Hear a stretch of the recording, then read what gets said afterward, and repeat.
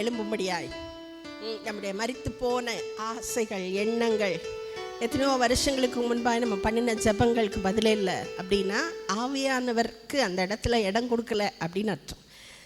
ஆவியானவர் வரும்போது தான் மரித்தவைகள் உயிரோடு எழும்புகின்றன. கிறிஸ்துவை குறித்து அதான் சொல்லியிருக்கு. கிறிஸ்துவை மரித்தோரிலிருந்து எழும்ப பண்ணின அதே ஆவியானவர் உங்களுக்குள்ளும் இருக்கிறார், எனக்குள்ளும் இருக்கிறார். அவர் தான் மரித்தவைகளை எழும்ப பண்ண முடியும். எசேக்கியேலே அந்த வசனம் அதான் சொல்லுது.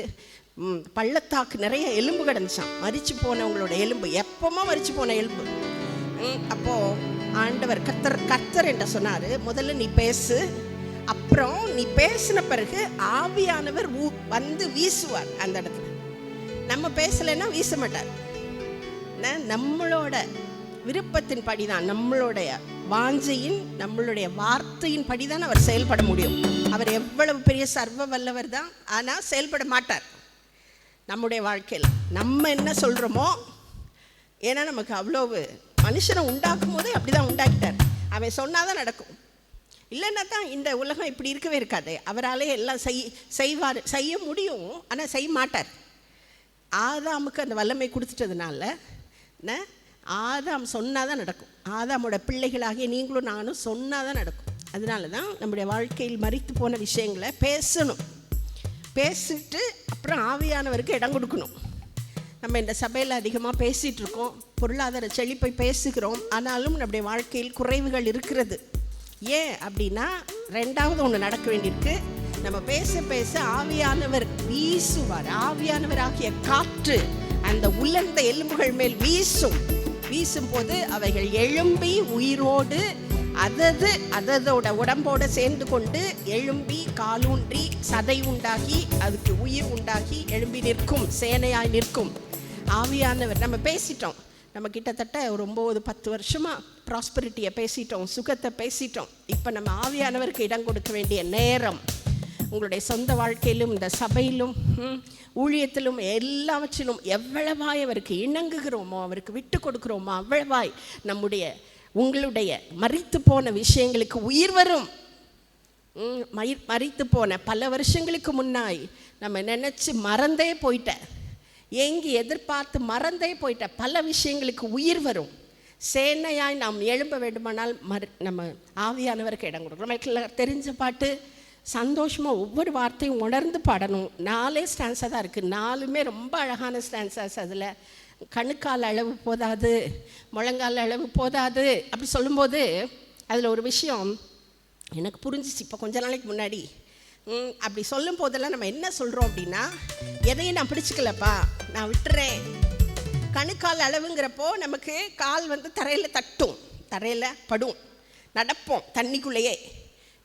அப்புறம் இடுப்பு அளவு வரும்போதும் நடப்போம். கையில் பிடிச்சிக்க ஒன்றும் இல்லைனாலும் கால் தரையில் தட்டிக்கிட்டே வரும், தரையில் நடந்துட்டு இருப்போம். அதுக்கப்புறம் இடுப்பு அளவுக்கு மேலே நீச்சல் ஆழத்துக்கு போகும்போது கால் தரையில் பட முடியாது. தண்ணிக்கு மேலே அந்த இடத்துக்கு நம்ம வந்துடணும் பாருங்களேன், அங்கே தான் முழு ஆசீர்வாதம் இருக்குது. அது அப்படின்னா என்ன, எதையும் நம்ம பிடிச்சிக்க முடியாது. என்னோட படிப்பு, என்னோட ஜாதி, என்னோட பணம், என்னோட பதவி, எதையும் பிடிச்சிக்க முடியாது. சரியா? எதையும் பிடிச்சிக்க முடியாது. பிடிச்சிக்க முடியுமா நீச்சல் ஆழத்தில் இருக்கும்போது? அப்படின்னா அதுக்கு பேர் நீச்சல் ஆழமே கிடையாது. ஒன்றே ஒன்று தான், உங்களை மட்டும் நான் சார்ந்துக்கிறேன்ப்பா, நீங்கள் என்ன எங்கே கொண்டு போகணுமோ கொண்டு போங்க தண்ணிக்குள்ளே. அதுதான் ஆவியானவரின் முழு நிறைவுக்கு இணங்கி விட்டு கொடுப்பது. அது கொஞ்சம் பெயின்ஃபுல்லாக தான் இருக்கும் பாருங்களேன். சில விஷயங்களை விடுவது, ஒவ்வொருத்தருக்கும் ஒவ்வொரு விஷயம் ரொம்ப ரொம்ப உயிரோடு ஒட்டிக்கிட்டு இருக்கும் நம்ம ஆத்மாவோட. ஒவ்வொருத்தருக்கும் வேறு மாதிரி. ஏன்னா நம்ம எல்லோரும் வேறு வேறு குடும்பங்கள்லேருந்து வர்றோம், வேறு வேறு வளர்ப்புகள் இருக்கிறது, நம்முடைய எண்ணங்கள் வேறு மாதிரி இருக்கிறது, நம்முடைய செயல்கள், நம்முடைய நம்பிக்கைகள் எல்லாமே வேறு வேறு மாதிரி இருக்குது. ஒரே குடும்பத்தில் பிறந்து ஒரே பேரண்ட்ஸால் வளர்க்கப்படுற 2 பிள்ளைகளுக்கே ஒரே எண்ணங்கள் இருக்காது, ஒரே நம்பிக்கைகள் இருக்காது. அப்படிங்கிறப்ப நம்ம குடும்பங்களே வேறு. அப்படிங்கிறப்போ அதனால தான் கர்த்தர் ஒரே ஆவியானவர் எல்லாருக்குள்ளே இருக்கிறார், ஒரே வேதத்தை எல்லாருக்கும் கொடுக்குறார், ஒரே சபையை கொடுக்குறார். அப்படியாவது நீங்கள் எல்லாம் ஒரே நம்பிக்கைக்குள்ளே வாங்க அப்படின்னு. ஆனால் அது நடக்கிறதுக்கு பல வருஷங்கள் ஆகுறது. அதனால் இன்றைக்கி என்ன செய்ய போகிறோம், ஆவியானவரே நீச்சல் ஆழத்துக்குள்ளே என்னை கொண்டு போங்க.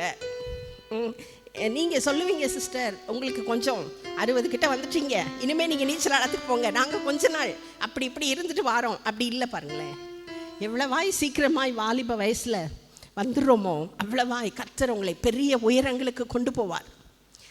பெரிய வெளிப்பாடுகளை தன்னை பற்றி கொடுப்பார். உங்களுடைய திட்டங்களுக்கு நேராக உங்களை நடத்துவார்.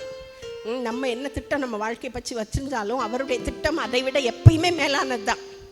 எப்பயுமே உங்களுடைய திட்டத்தை விட அவருடைய திட்டம் மேலானது. நீங்கள் பெரும்படி நினைக்கிற ஆசைகள் கனவுகளை விட அவருடைய கனவுகள் உங்களை பற்றி அதிகம் உயர்ந்தது. அதனால் சந்தோஷமாக கைத்தட்டி எங்களை கொண்டு போங்க, உங்களுடைய வழியில் நடத்துங்க. நீங்கள் பாடணும், ஆரோக்கியம், பரிசுத்தம், ஆறுதல், செழிப்பு. 4 வார்த்தை அழகாக 2வது ஸ்டான்ஸால் ஃபாதர் பெர்க்மன்ஸ் ஐயா போட்டிருக்காங்க. எல்லாம் உண்டாகும். ஆரோக்கியம், பரிசுத்தம், ஆறுதல், செழிப்பு எங்களுடைய வாழ்க்கையில் உண்டாகும். சந்தோஷமாக கைத்தட்டி பாடலாம்.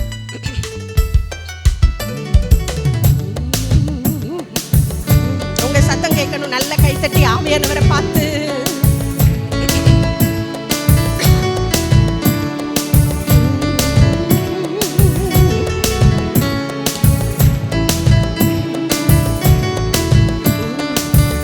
தண்ணீரே ஆவியானவரே வற்றாத நதியாக வாரும் போதகரே. ஜீவ தண்ணீரே ஆவியானவரே வற்றாத நதியாக வாரும் போதகரே. வறுமையா போதகரே, வறுமையா போதகரே, வற்றாத ஜீவ நதியாக, வற்றாத ஜீவ நதியாக. ஜீவ தண்ணீரே ஆவியானவரே வற்றாத நதியாக வாரும் போதகரே. ஜீவ தண்ணீரே ஆவியானவரே வற்றாத நதியாக வாரும் போதகரே. கண்ணுக்கால் அழவு போதாதையா, முழங்கால் அழவு போதாதையா. கண்ணுக்கால் அழவு சத்தமா சொல்லுங்க அவரை பார்த்து. முழங்கால் அழவு போதாதையா, நீந்தி நீந்தி மூழ்கணுமே, நீந்தி நீந்தி மூழ்கணுமே, மிதந்து மிதந்து மகிழணுமே, மிதந்து மிதந்து மகிழணுமே. வறுமையா எங்க மத்தியில வாங்க ஆவியானவரே போதகரே. வற்றாத ஜீவ நதியாக, வற்றாத ஜீவ நதியாக. ஜீவ தண்ணீரே ஆவியானவரே வற்றாத, ஆவியானவரே நிரப்புங்க. ஜீவ தண்ணீரே ஆவியானவரே வற்றாத நதியாக. போகும் இடமெல்லாம் ஆரோக்கியமே, பாயும் இடமெல்லாம் பரிசுத்தமே. போகும் இடமெல்லாம் ஆரோக்கியம் உண்டாகட்டும், பாயும் இடமெல்லாம், சேரும் இடமெல்லாம் ஆறுதலே, சேரும் இடமெல்லாம் எங்க குடும்பங்களில் ஆறுதல், இடமெல்லாம் செழிப்பு தானே. எங்க குறைவில் மாறுகிறது செழிப்பு தானே. வறுமையா போதகரே, இந்த சபை உம்முடைய பாவையானவரே. வற்றாத ஜீவ நதியாக, வற்றாத ஜீவ நதியாக. ஜீவ தண்ணீரே ஆவியானவரே வற்றாத நதியாக வாரும் போதகரே. ஜீவ தண்ணீரே வற்றாத நதியாக. கோடி கோடி மீனவர் கூட்டம் ஓடி ஓடி வலை வீசணும். கோடி கோடி மீனவர் கூட்டம் ஓடி ஓடி பாடி பாடி மீன் பிடிக்கணும், பாடி பாடி மீன் பிடிக்கணும். பரலோக தேவனுக்கு ஆள் சேர்க்கணும், பரலோக தேவனுக்கு ஆள் சேர். சந்தோஷமா வறுமையா போதகரே, வறுமையா உயிரோடு எழும்பட்டும் மரித்தவைகள். நதியாக வற்றாத ஜீவ நதியாக. ஜீவ தண்ணீரே ஆவியானவரே வற்றாத நதியாக ஜீவ தண்ணீரே ஆவியானவரே வற்றாத நதியாக வாரும் போதகரே கரையோர மரங்கள் ஆழமாய் கனி தர வேண்டும் தாராளமாய் கரையோர மரங்கள் கனி தர வேண்டும் தாராளமாய் இலைகள் எல்லாம் மருந்தாகணும் இலைகள் எல்லாம் கனிகள் எல்லாம் உணவாகணும் கனிகள் எல்லாம் அவரை பார்த்து சத்தமா வறுமையா ஆவியானவரே வறுமையா வற்றாத ஜீவ நதியாக வற்றாத ஜீவ நதியாக ஜீவ தண்ணீரே ஆவியானவரே வற்றாத நதியாக வாரும் போதகரே ஜீவ தண்ணீரே ஆவியானவரே வற்றாத நதியாக வாரும் போதகரே போகும் இடமெல்லாம் ஆரோக்கியமே பாயும் இடமெல்லாம் போகும் இடமெல்லாம்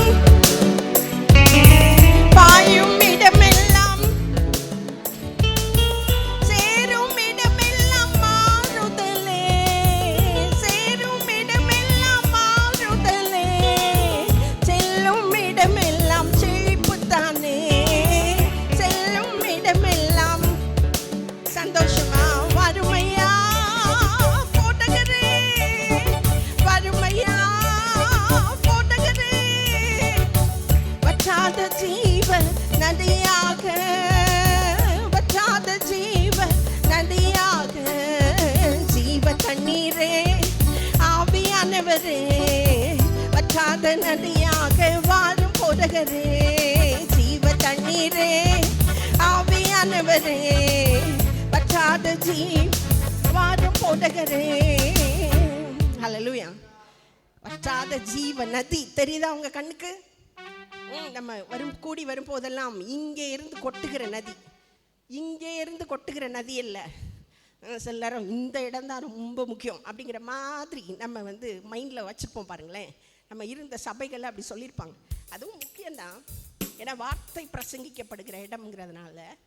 ஆனால் புதிய படம் எடுத்து பார்த்தீங்கன்னா நடுவில் அவர்கள் நடுவில் இருக்கிறார்.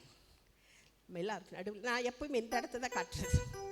மேலேருந்து வருதுன்னா இங்கே தான் ஒரு ஓப்பனிங் இருக்குது, இங்கே தான் ஒரு போர்ட்டல் இருக்குது, ஹெவன்லி போர்ட்டல் இங்கே ஓப்பன் ஆயிருக்கு. சரியா? அதனால ஜீவ நதி கொட்டி கொண்டிருக்கிறது. இன்னொரு இடம், முக்கியமான இடம் இங்கே. எல்லாரும் வயிற்றுல கை வச்சு சொல்லுங்க, இங்கே உங்களுக்குள்ள இருக்கு ஜீவ நதி. இங்கே மட்டும் இல்லை, இங்கே இருக்கிறது பெருசு. ஏன்னா இது எல்லாரும் சேர்ந்து வர்றதுனால தனிப்பட்ட விதத்தில் நமக்கு எங்கே இருக்கு. அதனால வயிற்றில் எந்த பிரச்சனையும் இருக்கக்கூடாது. இயேசுவின் நாமத்தில் இப்போ வயிற்றில் என்ன வலி இருக்கோ உங்கள் கை வைங்க. வயிற்றில்னா குடலில் இருக்கலாம், கல்லீரல், பேங்க்ரியஸ். இன்சுலின் சுரக்காதனால தான் உங்களுக்கு சுகர் இருக்குது, பேங்க்ரியஸ் பாதிப்பு. என்ன பிரச்சனை இருந்தாலும் கை வைங்க. ஆவியானவரே, இயேசுவின் நாமத்தினால நீங்கள் இங்கே இருக்கிற எல்லாரோட வயிற்றுக்குள்ளே இருக்கிறதுனால அங்கே இருக்கிற எல்லா உறுப்புகளும் எப்படி செயல்படணுமோ அப்படி செயல்படுவதாக, அதில் இருக்க குறைகள் நீங்குவதாக, அதில் இருக்கிற பலவீனங்கள் மாறுவதாக இயேசுவின் நாமத்தினால். ஆவியானவர் பொங்கி வருகிறதுக்காய் நன்றி சொல்கிறோம்ப்பா. வயசில் எந்த பிரச்சனையும் இங்கே இருக்கிற யாருக்கும் இல்லைன்னு சொல்கிறேன். எல்லாம் கேன்சல் பண்ணப்படுவதாக. பரம்பரையாய் வருகிற வியாதிகளாக இருந்தாலும் இவங்களோட அது முற்றுப்புள்ளி வைக்கப்படுகிறது. இனிமே இவங்க பிள்ளைகளுக்கு அவைகள் கடத்தப்படுவதில்லை இயேசுவின் நாமத்தினால். நசரேனாகிய இயேசு சிலுவையில் அதை சுமந்து கொண்டீர். ஆவியானவர் எங்களுக்கு கொண்டு வந்து சேர்த்திருக்கிறீர். எங்கள் சரீரம் உம்முடைய ஆலயமாக இருக்கிறது. நீர் தங்கும் இடம், நீர் வாசம் பண்ணுகிற இடம். இதில் இருக்கிற எல்லா அவயவங்களும் சரியாய் ஃபங்க்ஷன் பண்ணணும் இயேசுவின் நாமத்தினால். இன்றோடு இந்த மாத்திரைகளுக்கு முற்றுப்புள்ளி வைக்கப்படுவதாக இயேசுவின் நாமத்தினால். இயேசுவின் நாமத்தில் ஜெபிக்கிறோம் பிதாவே, ஆமென். கர்த்தர் செய்வாரா? ஆவியானவர் உங்களுக்குள்ளேருந்து பொங்குகிறார். ஜீவ நதி உங்களுக்குள்ளேருந்து வருகிறது. அதில் ஃபாதர் பெர்க்மன்ஸ் அழகாக தான் சொல்லியிருக்காங்க. கரையோர மரங்கள் கனி தர வேண்டும் அப்படின்னா என்னது? கரையோர மரம்னா யாரு? யாரு கரையோர மரம்? யாரு கரையோர மரம்? நீங்களும் நானும் தான். யாரும் வெளியே இருக்கவங்க இல்லை, அந்த சபையில் இருக்கவங்க இல்லை. என்ன, அவருடைய வேதத்தில் பிரியமாக இருந்து இரவும் பகலும் தியானமாக இருக்கிற மனுஷன் பாக்கியவான் அவன். நீர்க்கால்களின் ஓரமாய் நடப்பட்டு தன் காலத்தில் தனியை கனியை தந்து இலையுதிராது இருக்கிற மரத்தை போல. இது மாதிரி ஒரு வசனம் சங்கீதம் ஒன்று மட்டும் இல்லை, நிறைய இடம் சொல்லுது நம்ம தான் மரம்னு. எங்கே உள்ள மரமா? தண்ணி ஓரத்தில் நடப்பட்டிருக்கோமா. அதான் ஜீவ தண்ணீர் உள்ள நதி வருதே உள்ளேருந்து. அதனால கரையோர மரம் கனி கொடுக்கும், மருந்தாகும், இலைகள் மருந்தாகும், நம்முடைய வார்த்தைகள் மற்றவங்களுக்கு மருந்தாகும், நமக்கே மருந்தாகும். அதனால தான் சுண்டி பேசிட்டாங்க. அப்படி பேசக்கூடாது. நம்ம என்னை குறித்து அந்த வார்த்தை சில நேரங்களில் சொல்லப்பட்டுச்சு. சுண்டி பேசிடுவாங்க பாஸ்டர்மா. நான் நினைப்பேன், என்னடா அது சுண்டி பேசுகிறோமா நம்ம? அப்போ தான் தெரியுது உள்ளே இருக்கிற காயங்களிலிருந்து பேசுகிறேன் நான். அப்போ தான் நான் ஆவியானவர்கிட்ட கேட்டேன், எனக்கு அந்த காயம் வேணாம்ப்பா. அதுலேருந்து தானே அந்த வார்த்தை வருது. அவங்கள ஹர்ட் பண்ணிடுச்சு, அதனால தான் அப்படி சொல்கிறாங்க. அப்போது என்னை காயத்தை ஆற்றுங்க அப்படி சொல்லும்போது மருந்து போல் பேசுவோம். எப்படி பேசணும் சொல்லுங்கள்? எல்லாம் வாயில் கை வச்சு என்ன எப்படி பேசணுமா? மருந்தாய் பேசணும். மற்றவங்களுக்கு எப்படி பேசணும்? மருந்தாய் பேசணும். இலைகள் மருந்து, கனிகள் எல்லாம் உணவு. நம்முடைய வார்த்தைகள் மற்றவங்களுக்கு என்னது? உணவு. சுவிசேஷம் சொல்கிறது எல்லாமே உணவு கொடுக்குறோம். இந்த உணவு விட முக்கியமானது ஆத்மீக உணவு. வசனத்தை பேசுகிறது, பிரசங்கம் பண்ணுறது, பக்கத்தில் உள்ளவங்க வீட்டுக்காரங்களுக்கு சொந்தக்காரங்களுக்கு உட்கார வச்சு அவங்க நம்மளை தேடி வரும்போதெல்லாம் வசனத்தை பேசுகிறது, சிலுவையை சொல்கிறது, உணவு கொடுக்குறோம் அவங்களுக்கு. சந்தோஷமாக கைத்தட்டி உண்மை பாடுவேன், உண்மை துதிப்பேன். மக்கள் தெரிஞ்ச பாட்டு நீங்கள் பாடுங்க.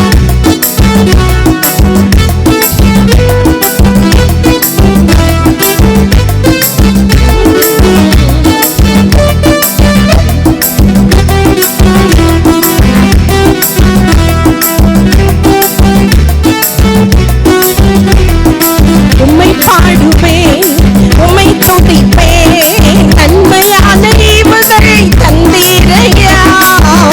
பாடுவேன், உம்மை துதிப்பேன்,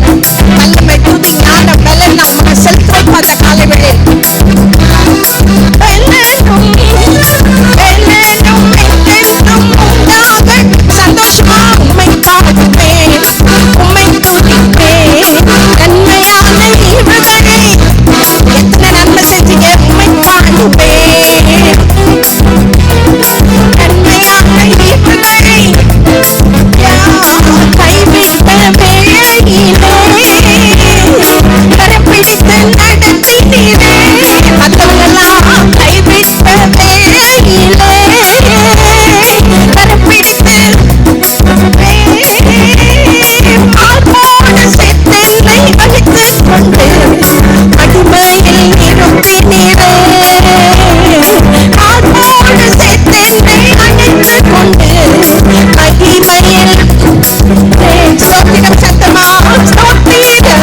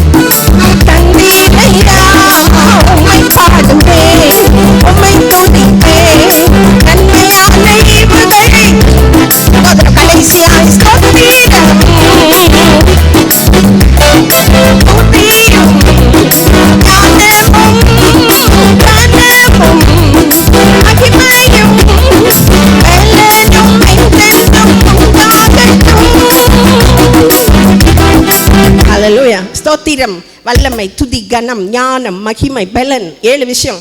இந்த வசனம் எங்க இருக்கு தெரியுமா? என்றென்றும் உண்டாகட்டும். இந்த வசனம் யார் சொல்றது? வெளிப்படுத்தின விசேஷத்தில் இருக்கு. பரலோகத்தில் ஆவியானவரை ஆட்டுக்குட்டியானவரை பார்த்து அவங்கெல்லாம் சொன்னாங்க. பரலோகத்தில் இருக்கிறவங்க நம்ம நினச்சிக்கிறது பரலோகத்துக்கு போனால் எந்நேரமும் பரிசுத்தர் பரிசுத்தர் பரிசுத்தர் சத்தம் தான் கேட்கும் போல. ஏன்னா பழைய ஏற்பாட்டில் தூதர்கள் அப்படி பாடினதா சொல்லியிருக்கு. புதிய ஏற்பாட்டில் வெளிப்படுத்தின விசேஷத்தில் இருந்தாலும் அது மட்டும் இல்லை, இப்படி ஒரு விஷயம் சொல்லியிருக்கு. இன்னும் நிறைய விஷயம் சொல்லியிருக்கு. பரலோகத்தில் யாரெல்லாம் பேசினாங்க, என்னெல்லாம் பாடினாங்க, எல்லாம் வெளிப்படுத்தின விசேஷத்தில் இருக்குது பாருங்களேன். அதில் ஒன்று தான் இது. ஸ்தோத்திரம், அவரே பாத்திரர், அடிக்கப்பட்ட ஆட்டுக்குட்டியானவரே பாத்திரர்னு சொல்லி அவருக்கே ஞானமும் துதியும் கனமும் மகிமையும் பலனும் வல்லமையும் என்றென்றைக்கும் உண்டாவதாக சொல்லி பரலோகத்தில் ஆர்ப்பரித்தார்கள். அதுதான் நம்ம சொல்கிறது. பரலோகம் இங்கே இறங்கி இருக்குன்னா இங்கேயும் நம்ம அதை சொல்லணும்னு. அவருக்கு வல்லமையும் மகிமையும் செலுத்த செலுத்த நம்முடைய வாழ்க்கையில் அது வெளிப்பட ஆரம்பிக்கிறது. அவருடைய வல்லமை நம்முடைய சூழ்நிலைகளில் வெளிப்பட ஆரம்பிக்கிறது. சில நேரங்களில் வல்லமையற்ற மனுஷர்களை போல இருக்கிறோம் பாருங்களேன். என்ன ஏசப்பா, ஒருத்தரும் நம்மளை மதிக்க மாட்டேங்கிறாங்க, ஒருத்தரும் நம்மளை சட்டையாகவே பண்ண மாட்டேங்கிறாங்க, ஒருத்தரும் நம்ம பேச்சையே கேட்க கவனிக்க கூட மாட்டேங்கிறாங்க, நான் இருக்கனா இல்லையானே தெரியல அப்படிங்கிற மாதிரி சூழ்நிலை சொல்லலாம். ஆனால் இந்த 7 உடையவர் உங்களுக்குள்ளே இருக்கிறார். அவருக்கு மகிமையும் வல்லமையும் ஞானமும் செலுத்த செலுத்த நம்மிடத்திலிருந்து அது வெளிப்பட்டு கொண்டே இருக்கும். பெலனும் அரணும் என் கேடகமும் ரட்சிப்புமானவரே. நமக்கு எல்லாரும் தெரிஞ்ச ரொம்ப அழகான ஒரு பாட்டு. சந்தோஷமாக கைத்தட்டி கேடகமாக இருக்கிறவரே, பெலனாய் இருக்கிறவரே, என்னுடைய பெலனாய் என்னுடைய அரணாய் இருக்கிறவரே, நான் உங்களை துதிக்கிறேன்ப்பா அந்த காலை வேளையில். நீங்கள் தான் என்னுடைய நம்பிக்கையாக இருக்கீங்க. கேடகம்னா என்ன? நம்மை பாதுகாக்கிற கேடகம். இங்கே எப்படி பிடிக்கிற ஒரு வட்ட கேடகம் மட்டும் இல்லை, வசனங்கள் சொல்லுது மேலே ஒரு கேடகம், கீழே ஒரு கேடகம், சுற்றிலும் இருக்கிற கேடகம். அப்படி தான் சங்கீதங்களில் தாவீது சொல்கிறார் தேவனை பார்த்து, என்னை சுற்றிலும் பாதுகாக்கிறேன். மேலே கீழே நம்முடைய குடும்பத்தை, நம்முடைய பிள்ளைகளை, பேர பிள்ளைகளை யார் பாதுகாக்கிறது? தேவன் பாதுகாக்கிறார். இயேசுவின் ரத்தம் பாதுகாக்கிறது. அவருடைய தூதர்கள் பாதுகாக்கிறார்கள். அதனால தான் பிசாசு கொண்டு வர சுகவீனங்களையும் பலவீனங்களையும் நாம் மீண்டு எழுந்து வருகிறோம். கர்த்தர் நம்மை கைவிடுவதில்லை, நான் உன்னை விட்டு விலகுவதும் இல்லை, உன்னை கைவிடுவதும் இல்லை என்று சொன்ன தேவன் நம்மோடு இருக்கிறார். சந்தோஷமாக கைத்தட்டி பெலனும் அரணும் என் கேடகமும் ரட்சிப்புமானவரே பாடி புகழ்ந்து நான் போற்றிடுவேன் உண்மையே. நீங்கள் பாடணும். நீங்கள் அவரை பார்த்து பாடத்தான் காலையில் வந்திருக்கீங்க. நான் பாடுறது கேட்குறதுக்கு இல்லை. அது ரெண்டாவது. நான் எதுக்கு பாடுறேன்னா எல்லாரும் ஒரே சத்தமாக பாடணும்னு உங்களுக்கு ஹெல்ப் பண்ணுறதுக்கு தான். சந்தோஷமாக கைத்தட்டி உங்கள் சத்தத்தை கேட்கும்படி அவர் விரும்புகிறார். நீங்கள் என்ன சொல்கிறீங்க அவரை பற்றி, அதுதான் அவருக்கு முக்கியம். சந்தோஷமாக கைத்தட்டி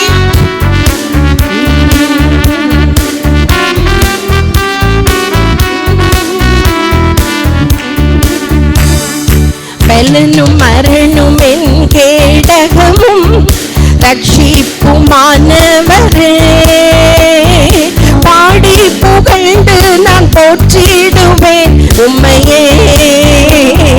பாடி புகழ்ந்து நான் போற்றிடுவேன் உம்மையே.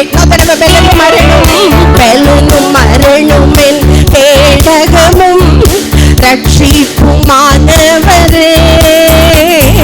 பாடி புகழ்ந்து நான் போற்றிடுவேன்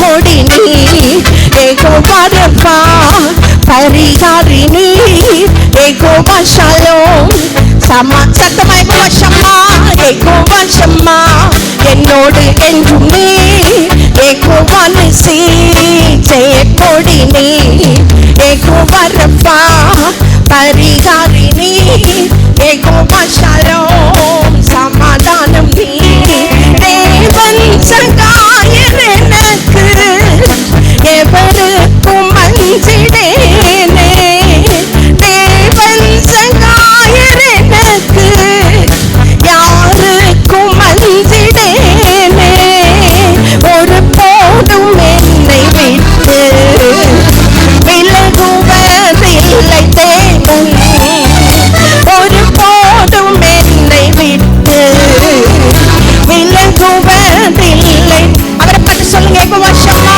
யெகோவா ஷம்மா என்னோடு என்றும் நீ யெகோவா நிசி ஜெய கொடி நீ யெகோவா ரஃபா பரிகாரி நீ யெகோவா ஷாலோம் சப்னோட யெகோவா ஷம்மா யெகோவா ஷம்மா என்னோடு என்றும் நீ யெகோவா நிசி ஜெய கொடி நீ யெகோவா ரஃபா பரிகாரி நீ யெகோவா ஷாலோம் சமாதானம் நீ பயமின்றி துணிந்து நானும் சேனைக்குள் பாய்ந்திடுவேன் சத்தமா பயமின்றி துணிந்து இந்த வாரத்தில் இருக்கிற பிரச்சனைகளுக்குள் நீங்கள் பாய்ந்து செல்வீர்கள் தீருவேன் உம்மாலே பலனும் கொண்டு மதிலையும் தாண்டிடுவேன் சத்தமா சொல்லுங்க உம்மாலே பலனும் கொண்டு மதிலையும் தாண்டிடுவேன் சந்தோஷமா யெகோவா ஷம்மா என்னோடு என்றும் நீ யெகோவா நிசி ஜெய கொடி நீ யெகோவா ரஃபா பரிகாரி நீ யெகோவா ஷாலோம் சமாதானம் நீ உம்மையை நம்பும் எனக்கு நித்திய கன்மலை சொல்லுங்க அவரை பார்த்து உம்மையை நம்பும் உண்மைதான் நம்பி இருக்கேன் பாரட்சிய கன்மலை நீ உம்மையை நோக்கிடும் நான் வெட்கமடைவதில்லை உம்மையை நோக்கிடும் நான் வெட்கமடைவதில்லை கைத்தட்டி யெகோவா ஷம்மா என்னோடு என்றும் நீ ஜெய கொடி நீ யெகோவா ரஃபா பரிகாரி நீ யெகோவா ஷாலோம் சமாதானம் நீ யெகோவா ஷம்மா என்னோடு என்றும் நீ யெகோவா நிசி ஜெய கொடி நீ யெகோவா ரஃபா பரிகாரி நீ யெகோவா ஷாலோம் சமாதானம் நீர் பலனும் மரணும் என் கேடகமும் ரட்சிப்புமானவரே பாடி புகழ்ந்து நான் போற்றிடுவேன் உம்மையே பாடி இயேசுவின் நாமம் இனிதான நாம் உம்மையே இயேசுவின் நாமம் இனிதான நாமம் இணையில்லா நாமம் இன்ப நாமம் எங்கள் இயேசுவின் நாமம் சத்தத்தை உயர்த்தி நாமம் இணையில்லா நாமம் இன்ப நாமம் பாவத்தை போக்கும் பயமதை நீக்கும் பரம சந்தோஷம் பக்தரு கழிக்கும் பாவத்தை போக்கும் பயங்களை நீக்குகிற நாமம் பக்தரு கழிக்கும் இயேசுவின் நாமம் இனிதான நாமம்